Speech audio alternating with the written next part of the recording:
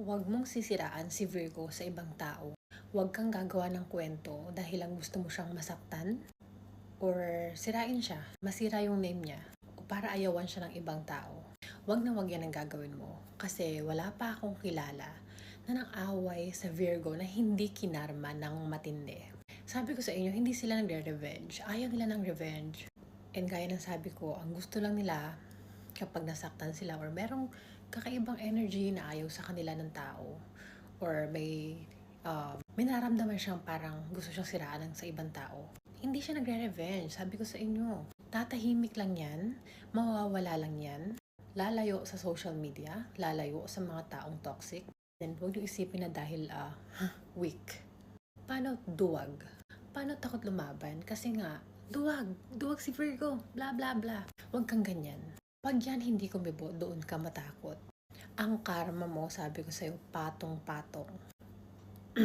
Meron ako mga nakaaway before, hindi naman nila ako kilala pero dahil sa mga connected na mga naging friends ko before, iisa-isahin ko sa inyo ha. Yung pinakasukdulan yung ginawa sa akin, sa 1 taon din na yon, namatay yung lolo niya. Sumunod yung lola niya. Yung isa naman, namatay yung asawa niya. Yung isa, namatay yung pinaka-sobrang close niya na pinsan niya. Hindi ko sinasabing karma to. Pero, alam niyo yun, kung mapapasin nyo, yung mga taong gumawa ng masama sa atin, tapos hindi naman natin sila inaano, may mga nangyayari talagang masama. Basta kami tumahimik, sabi ko sa inyo, bahala na lang si Lord kung ano yung mangyari.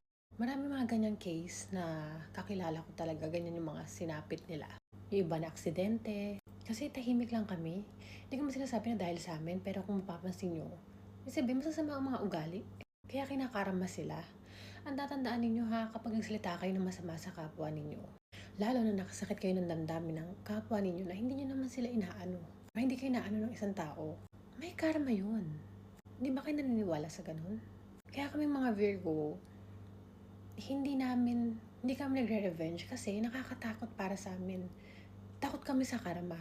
Kaya lahat na lang, inaasa na lang namin kay Lord kung ano yung magandang gawin niya. Kung ano yung nararapat. Bahala na si Lord. Kasi alam niya kung ano gagawin sa mga yun kesa kami ang sumumpa sa kanila. Well, mas masama, diba? So, wag na wag niyong aawayin ng Virgo. Wag na wag niyong isusumpa ang Virgo. Dahil lang galit kayo, or wag na wag niyo silang sasaktan. Kung hindi naman kayo inaano ni Virgo.